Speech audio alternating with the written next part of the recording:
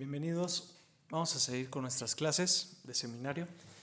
Y bueno, hoy vamos a pasar a técnicas no lineales de regresión.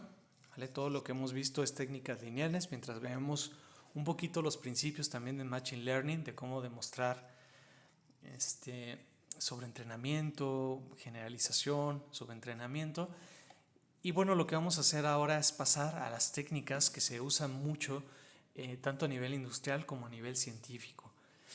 Entonces, para estas técnicas no voy a ir muy a fondo en la teoría. Esto es cosa que ustedes deben de ver en su clase de cátedra o alguna de las técnicas que vamos a ver, ¿no? Pero en el uso de estas técnicas pues es bastante sencillo. Entonces, simplemente recordando lo que vimos en el mapeo polinomial, les voy a decir cuándo una técnica se vuelve más compleja, tiene más parámetros y cuándo tiene menos parámetros, lo que nos va a decir cuando una técnica tiende a sobreentrenarse y cuando tiende a subentrenarse. ¿Yo? Entonces, para esto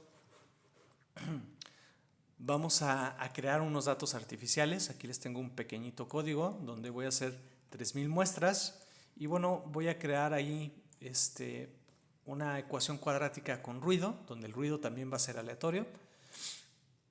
Y bueno, lo vamos a generar de esta manera con este código, ¿no? Ustedes cuando gusten pueden pausar el video y copiar este código que va a ser parte de su práctica. Ahora bien, lo voy a dibujar con este código de aquí, ¿sí? Donde también voy a hacer de una vez el train y test split, ¿vale? Voy a hacer el corte, voy a utilizar el 25% para probar y el 75% para probar, que es el default de esta función. Entonces voy a dibujar de azul los puntos de entrenamiento y de rojo los puntos de prueba. Vamos a correr esto. Y bien, aquí tenemos nuestros datos. Entonces estos son los datos que nosotros queremos adaptar con nuestros modelos. Es un modelo que, se fijan, tiene la tendencia cuadrática por cómo lo creé de manera aleatoria, pero a priori en este tipo de problemas pues no tenemos cómo decir la forma que tiene este modelito, ¿no? Ya cuando hacemos en práctica Machine Learning, pues lo único que tenemos son los dos scores que sacamos para el train y para el test, para decir que también adapta el modelo los datos. Bien, entonces vamos a empezar con diferentes técnicas. La primera de ellas, los árboles de decisión. Aquí les tengo repetido el código varias veces para que lo tengan encapsulado cada uno de los problemitas. Entonces voy a utilizar un regresor de árboles de decisión. Se fijan, viene del paquete tree. ¿Y cómo funciona? Voy a quitar estos parámetros que tenemos por aquí. ¿Cómo funciona este árbol de decisión? Pues como ya lo habrán visto en alguna clase de estadística o de toma de decisiones, un árbol de decisión pues es simplemente un arbolito que, según los valores que vaya obteniendo ese árbol, por ejemplo, si x es mayor que 5, ¿vale? Vamos a poner que aquí entra la variable x, pues va a tomar una decisión, ¿vale? Son árboles binarios de decisión. Y aquí podemos tener otro umbral, ¿vale? Vamos a poner aquí x mayor que 2. ¿Okay? Hasta que lleguemos a unos nodos hoja que nos van a dar un valorcito para nuestra variable. Es decir, aquí puedo ponerle que y sea igual a 1, ¿vale? Vamos a predecir un 1, aquí vamos a predecir un 4, ¿vale? Algo por el estilo, vamos a poner un 3.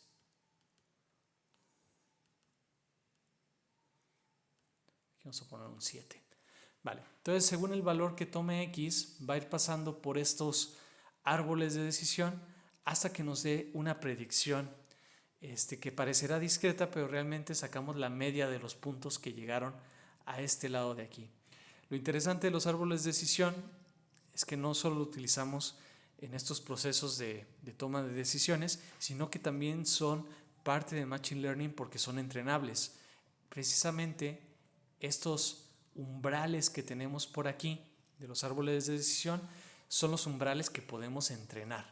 Entonces, a través de varios procesos, existen varios algoritmos para entrenar estas arquitecturas. Vamos a entrenar estos árboles de decisión que queremos hacer. Entonces, por ejemplo, si yo tengo los puntos por ahí, ¿vale? Y tengo un árbol de decisión que solo va a tener, vamos a poner 2 niveles. Estos 2 niveles de aquí, se fijan, nos va a poder dar 4 variables. Va a ser un corte primeramente en 5 con esta decisión de aquí, y luego va a ser un corte por acá en 10 y un corte en 2. Entonces lo que va a hacer ese árbol de decisiones es que va a filtrar estos datos por estos rangos y nos va a sacar la media de estos datos, y eso nos va a dar como predicción para los datos que tenemos. Entonces, algo que hacen los árboles de decisión es darnos estas superficies como digitales, como cuadradas, que van a ser nuestras predicciones. Entonces, repito, para los puntos que nosotros tenemos, simplemente va a sacar la media de esos puntos de los que hayan caído en esta rama que tenemos por aquí, ¿vale? Entonces, los datos los vamos a filtrar de manera muy rápida con estos umbrales que tenemos, y esos umbrales, los puntos que hayan caído en esta hoja, les vamos a hacer, le vamos a sacar la media, y esa va a ser la predicción que vamos a dar para cualquier punto nuevo que salga en ese rango. ¿Sí? Vamos a ver cómo sale esto en código. Entonces aquí tengo la máxima profundidad, voy a poner 2, vamos a ver qué tal nos da este código. Y si se fijan, aquí nos va a hacer esas divisiones que les digo. Nos hizo una división aquí, otra división aquí y otra división aquí. Entonces, como tenemos un árbol de profundidad 2, solo puede hacer 4 divisiones, y se fijan, decidió dejar todo este rango de -3 a 1 en una sola clase, de 1 a 2 en otra clase, de 2 a 2,5 en otra clase, y el resto en esta otra clase de aquí. Entonces nos va a tender a dar este tipo de gráficas cuadradas cuando hacemos predicciones con estas cosas, ¿no? Si le pongo un árbol de decisión de profundidad 1, pues solo va a poder hacer una división, ¿vale? Porque solo vamos a llegar hasta esta división de aquí. ¿Hecho? Entonces solo va a particionar mis datos en 2. ¿Okay? Entonces, a mayor número de profundidad tenga yo en mi árbol, mayores divisiones voy a hacer de los datos y mejor va a ser mi predicción, o por lo menos voy a obtener curvas más complejas. Entonces vamos a poner qué tal va con 10 de profundidad. ¿Hecho? Si se fijan, pues lo hacemos bastante bien. Tenemos 0.99 en el train y 0.93 en el test. Se empiezan a separar un poco. Si se fijan, la línea es demasiado compleja para lo que es el patrón que queremos elegir. Entonces ahí ya estamos sobreentrenando un poco. Vamos a bajar a 7. Todavía están bastante separados. ¿Vale? Aquí en 5 ya no están tan separados y los dos siguen siendo altos. Entonces esta es generaliza de mejor manera. Vamos a poner quizás 4. ¿Hecho? ¿Vale? Bastante cerca, se fijan. Estamos ya en las milésimas del R2 Score. Entonces tenemos buena generalización. De hecho, incluso para datos que no hayamos visto nunca, vamos a poder hacerlo bien. Pero si yo meto profundidades muy grandes, por ejemplo 100, pues voy a lograr un sobreentrenamiento. Entonces aquí vamos a tratar de agarrar todos los puntos azules, pero los rojos los estoy ignorando por completo. Entonces, a mayor profundidad tenga un árbol de decisión, más va a tender a sobreentrenarse, y a menor profundidad va a tender más a subentrenarse. ¿Sí? Nosotros tenemos que encontrar cuál es el max depth que le vamos a poner, ¿no? El máximo de profundidad de ese árbol. Hay otros parámetros que pueden usar ustedes, por ejemplo, mínimo de muestras que van a caer en cada nodo. ¿Hecho? Y la longitud del árbol, la profundidad, se va a definir de manera autónoma. ¿Hecho? Entonces no es el único hiperparámetro que pueden buscar ustedes, pero también hay otros que son equivalentes. Bien, yo prefiero usar este de aquí, se me hace fácil. ¿Hecho? Árboles de decisión, una pequeña nota por ahí. no suele dar resultados tan bonitos, sobre todo por estas curvas que se ven bastante cuadradas, pero sí que son modelos que son muy rápidos de entrenar. ¿Hecho? Y vamos a ver después, cuando veamos métodos de ensamble, que nos van a llevar a técnicas que sí van a dar muy buenos resultados. ¿Hecho? Vale, entonces ténganlo por ahí de cajón, no lo descarten, es una técnica que en el futuro nos va a ser muy importante. Bien, vamos a pasar a otra técnica no lineal, que son los K vecinos más cercanos. Quizás lo hayan visto en otra clase por ahí. Y bueno, la idea de estos K vecinos más cercanos es bastante sencilla. Vamos a borrar este ejemplo. Entonces supongamos que tenemos nuestra línea, ¿vale? Tenemos por aquí nuestros datos. Este es un modelo no paramétrico. No vamos a ir muy a fondo a qué significan estas cosas, ¿vale? Pero bueno, un modelo no paramétrico es un modelo que no tiene parámetros. Entonces las predicciones que va a hacer las va a hacer directamente con los datos y no con parámetros que guarde. ¿Cómo hacemos esto? Si yo quiero predecir un valor para cierta X, voy a tender una línea, ¿vale?, de esta X por aquí, y lo que voy a hacer es agarrar los puntos que en distancia a este margen estén más cercanos, ¿no? Por ejemplo, voy a agarrar los primeros 5 puntos, ¿vale?, los 5 puntos más cercanos, y de esos 5 puntos simplemente voy a sacar la media y esa va a ser mi predicción para ese punto de ahí. ¿Hecho? Entonces, si se fijan, no ocupamos guardar datos en algún modelo matemático, solo el algoritmo o este modelo lo único que nos indica es cómo operar los datos para hacer nuevas predicciones. ¿Hecho? Entonces, KNN es muy bueno cuando tenemos pocos datos o solo podemos hacer una predicción, ¿vale? Algunos le llaman one-shot learning a esto de aquí. Entonces es muy buen predictor cuando no tenemos tiempo para entrenar, ¿vale? Bien, vamos a utilizarlo. Entonces aquí tengo los vecinos, también importante, hay una ponderación. Entre más lejos le pueden dar menos ponderación a los datos o le pueden dar una ponderación uniforme, que es la versión que les expliqué ahorita en la pizarra. Bien, vamos a hacer casi el mismo código, ¿sí? Vamos a crear nuestro modelo, a entrenar, a sacar los scores, y todo este código de aquí es para dibujar, que normalmente no lo hacemos en los problemas de Machine Learning. Bien, entonces, bueno, primeramente vamos a poner muchos vecinos, vamos a poner 50 vecinos, ¿vale? Y bueno, con 50 vecinos pueden ver que vamos a obtener una línea bastante fiel de lo que es nuestra tendencia, pero aquí al último se vuelven estas rectas. ¿Por qué? Porque ya no tenemos los 50 datos aquí suficientes para hacer predicciones, entonces se queda estancado, ¿no? Lo malo, si no tenemos suficientes vecinos para hacer esa predicción, no nos va a predecir nada este modelo. Pero bueno, aquí pueden ver que el modelo no está sobreentrenado y logra 0.91, poquito menos que el que hicimos con árboles de decisión, pero bastante bien. ¿Hecho? Vamos a ver qué pasa si ahora tenemos pocos vecinos. Vamos a ver qué pasa si tengo solo 2 vecinos. Entonces, para cualquier punto que yo quiera predecir, solo voy a tomar a los 2 puntos más cercanos para hacer mi predicción. ¿Hecho? Entonces, se fijan, eso nos lleva a unos scores más altos, pero también se empiezan a separar el train y el test. Eso nos indica que ya no solo estamos aprendiendo el patrón, sino que estamos empezando a aprender el ruido que tenemos por aquí, ¿no?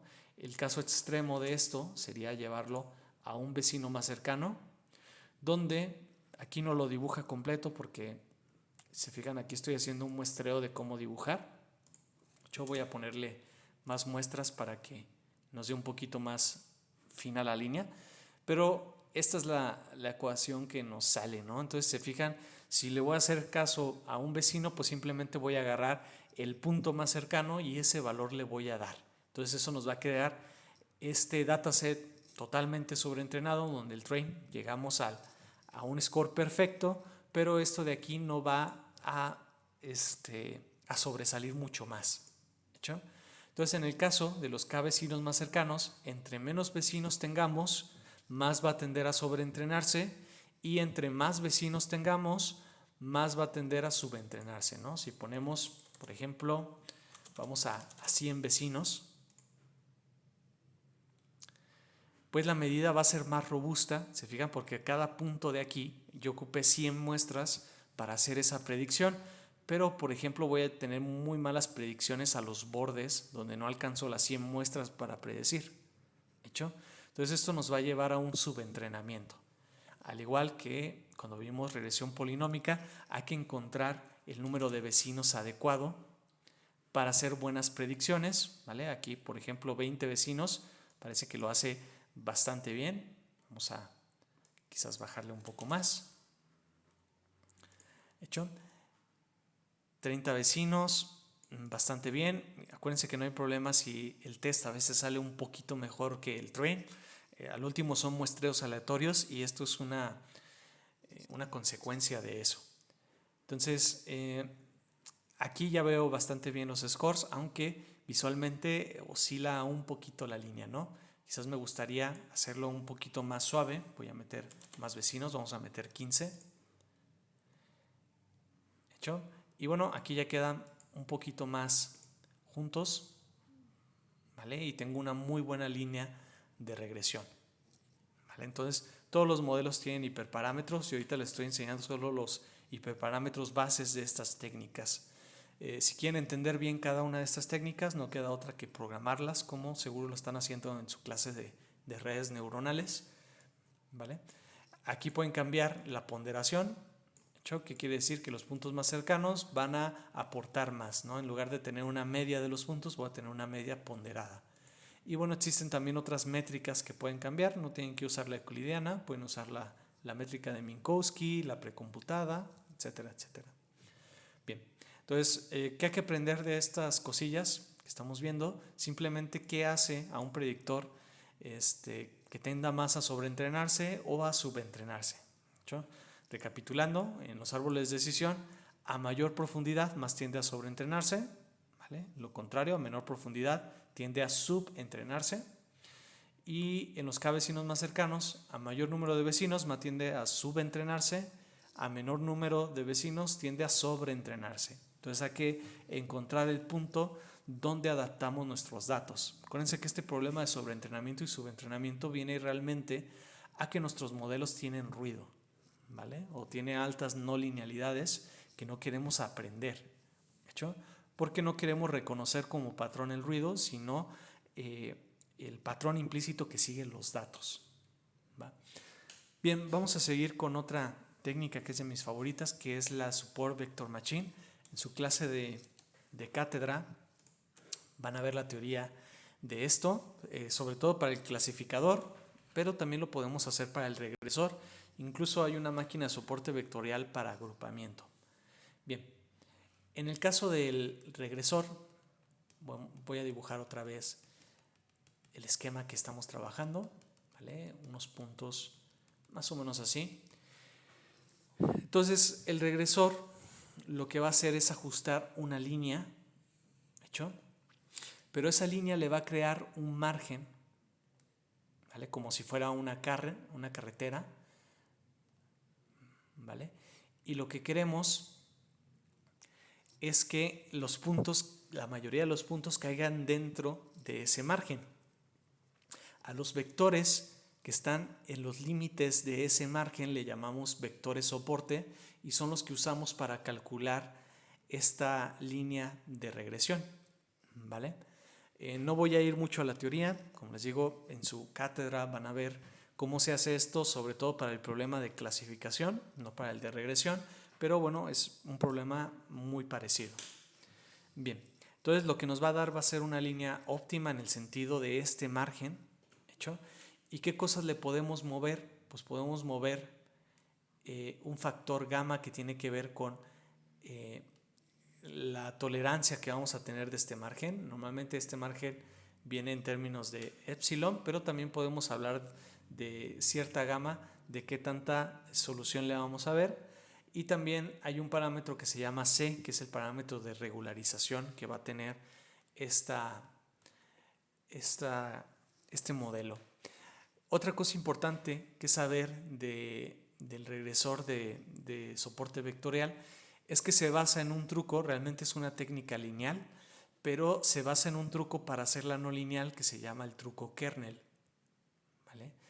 Esto quiere decir que utiliza unas funciones especiales que se llaman kernel, que sin ir muy a fondo, lo que hace una función kernel es que si yo tengo la función de dos vectores, eso es igual a mapear los dos vectores con cierta función phi y hacer el producto punto de esas de ahí, ¿vale? Entonces esto siempre me da un real. Entonces estas funciones kernel cumplen esta propiedad, ¿vale? La verdad es que este concepto matemático es más complejo de lo que les estoy explicando, pero lo importante es que las funciones kernel ya están definidas y simplemente la tenemos que elegir, ¿vale? Algunas funciones que podemos usar es la lineal, que sería como no tener función kernel. Lo que va a hacer es ajustar una línea, la línea óptima que pueda encontrar. Tenemos también la polinómica, que es muy parecido a los mapeos polinómicos que nosotros hicimos. Incluso por ahí viene un parámetro que es el grado que ustedes pueden usar. Y también tenemos las RBF, que son funciones de base radial, concepto que también van a ver en su cátedra de redes neuronales. Bien, entonces tenemos que elegir uno de estos kernels, uno de estas funciones, y podemos elegir alfa o C para variar el comportamiento de la SVM.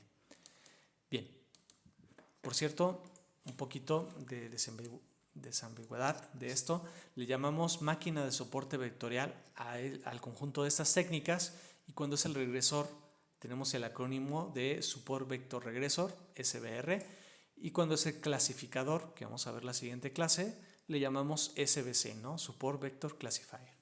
Bien, sin más vamos a seguir a la práctica. Entonces, aquí estoy eligiendo mi SVM. Estas son todas las cosas que ustedes pueden elegir, ¿vale? Normalmente elegimos una y vamos variando las otras. Entonces voy a correr esto y se fijan, aquí ya me da un muy buen resultado para mi línea de regresión. Entonces me da un resultado bastante suave. Casi siempre que elegimos cosas que tienen que ver con funciones de base radial, las RBF, nos van a salir predicciones bastante suaves, ¿no? Por ejemplo, una función de base radial es la gaussiana, ¿sí? Si ustedes cambian aquí a lineal, pues ahora va a ser solo una línea y nos va a dar la línea óptima, pero esta es la mejor línea que puede lograr, ¿hecho?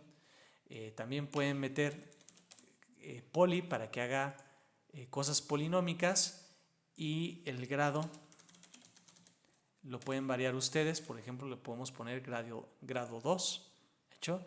Y esta va a ser la línea de regresión de grado 2 que nos va a encontrar, ¿va? No muy buen resultado. Yo en la práctica, siempre que utilizo máquinas de soporte vectorial, utilizo RBF, suele dar muy buen resultado. Aparte que como por debajo utiliza gaussianas y muchos modelos, pues gracias al teorema central del límite, tienden a una campana de Gauss, ¿vale? Es decir, el teorema central del límite nos dice que la suma de variables aleatorias tienden a una distribución normal, pues va un poquito más a la naturaleza de esto, ¿no? Y bien, pueden modificar aquí, donde epsilon es simplemente el margen que le van a dar a esta línea, ¿vale? Si yo le pongo un epsilon mayor, pues la línea puede agarrar otros valores sin problema, ¿vale? Entonces aquí restrinjo el margen que yo le pongo a mi línea, ¿hecho? Entonces, cuando mi línea esté sobreentrenada, puedo relajar este epsilon, puedo hacerlo más grande para que la línea pueda tener mayor variabilidad, ¿no? Y si está sobreentrenada, hay que relajar un poquito esto de aquí, ¿sí? Bien, entonces se los dejo para que ustedes experimenten con esto de aquí. Un esquema que a mí me gusta mucho es simplemente mover esta C, ¿vale? Vamos a ver qué pasa cuando movemos C. Por ejemplo, si C es muy pequeña, la línea va a tender a subentrenarse, la SVM va a tender a subentrenarse, y si es muy grande, va a tender a sobreentrenarse. Si se fijan, empiezan a aparecer ondulaciones por aquí. Aquí no se nota mucho porque esa epsilon y esa gamma también están haciendo una función por ahí. ¿Sí? La teoría de la SVM es un poco complicada, no nos vamos a meter muy a fondo, y el uso sí requiere cierta experiencia, ¿no? Pero al final es mover estos parámetros hasta que nuestro training test esté lo mejor posible. Bien, vamos a pasar a la siguiente técnica, que es el kernel rich. Si recuerdan, cuando vimos regulación por ahí, utilizamos una técnica rich, que era una técnica lineal regularizada, pero aquí vamos a utilizar también funciones kernel. Entonces también tenemos que elegir un kernel, normalmente esta técnica, por ejemplo, de RBF, y vamos a elegir un factor de regulación que vamos a llamar alfa. Entonces simplemente nos va a dar un resultado muy parecido a las SVM, ¿vale? Y son bastante fáciles de controlar, ¿no?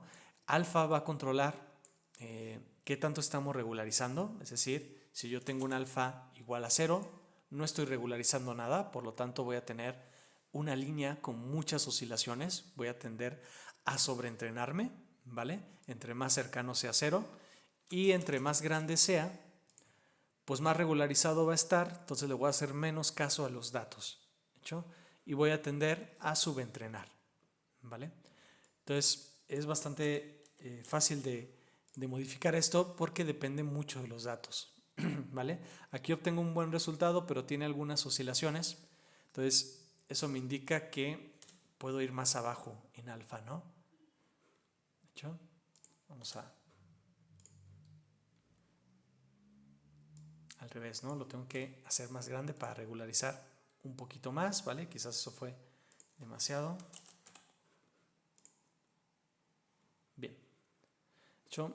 Vale, esta técnica a veces tiene algunos problemas aquí en los bordes, ¿vale? Sobre todo cuando regularizamos mucho. Bien, entonces esta es la técnica de kernel rich, muy parecida y viene de la misma teoría de las SVM, ¿no? De la teoría que se creó en SVM, pues esta es otra forma de utilizar este truco kernel para hacer regresión. Bien, finalmente vamos a la última técnica que vamos a ver, que es una red neuronal. ¿Hecho? Prácticamente en su clase de teoría pues van a tener que programar esta red neuronal, la MLP de perceptrón multicapa, lo van a tener que programar a mano, lo vamos a hacer para el problema de regresión. Bien, entonces, ¿qué usamos en este MLP? Si recordarán de su clase de cátedra, los que ya la hayan llevado y los que no, lo explico muy rápidamente. Una red neuronal tiene una capa de entradas, ¿vale? Donde tienen cada una de las variables que ustedes quieren meter a su red neuronal, y tenemos una capa con neuronas, ¿hecho? Luego otra capa con neuronas, algo por el estilo, ¿no? Entonces normalmente tenemos una expansión del número de neuronas, que es lo que ayuda a solucionar problemas no lineales, y luego tenemos otra etapa de compresión en las redes neuronales donde ya podemos hacer la discriminación y la predicción de esa variable y. ¿Hecho? Entonces el número de capas que tienen por aquí, que esta es la capa de salida, vamos a ponerle nombre, capa de salida, capa de entrada, y a estas de aquí les llamamos capas ocultas. Entonces el hiperparámetro que define la arquitectura de la red neuronal es el número de capas ocultas y cuántas neuronas tenemos en cada una de estas capas ocultas. ¿Hecho?